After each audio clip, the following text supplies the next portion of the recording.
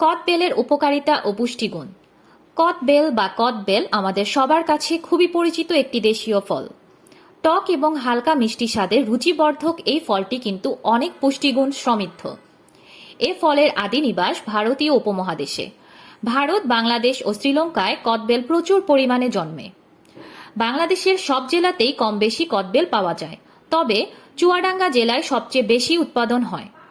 গ্রীষ্ম মৌসুমে পাইকারি ক্রয় বিক্রয় স্থান হিসেবে ঢাকা কারওয়ান বাজারে কদবেল বেশ জনপ্রিয়।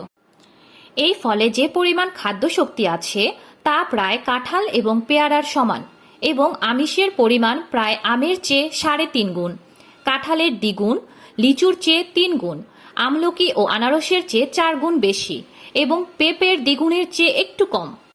এছাড়াও এর পাতা, ফল, ছাল এবং শাঁস ওষুধ হিসেবে ব্যবহার করা হয়। আসুন জেনে নেই কদবেলের পুষ্টিগুণ এবং এর উপকারিতা সম্পর্কে। পুষ্টিগুণ।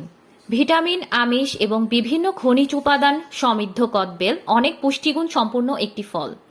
দেখা গেছে যে প্রতি 100 গ্রাম কদবেলে পানি 85.6 গ্রাম, বিভিন্ন খনিজ পদার্থ 2.2 গ্রাম, খাদ্য শক্তি 49 কিলো ক্যালোরি, আমিষ 3.5 গ্রাম, চর্বি 0.1 গ্রাম, শর্করা 8.6 gram, calcium 5.9 milligram, iron 0.6 milligram, vitamin B 0.80 milligram এবং ভিটামিন সি 13 মিলিগ্রাম, এবং প্রতি 100 গ্রামের শক্তি উৎপাদন ক্ষমতা 49 কিলো ক্যালোরি।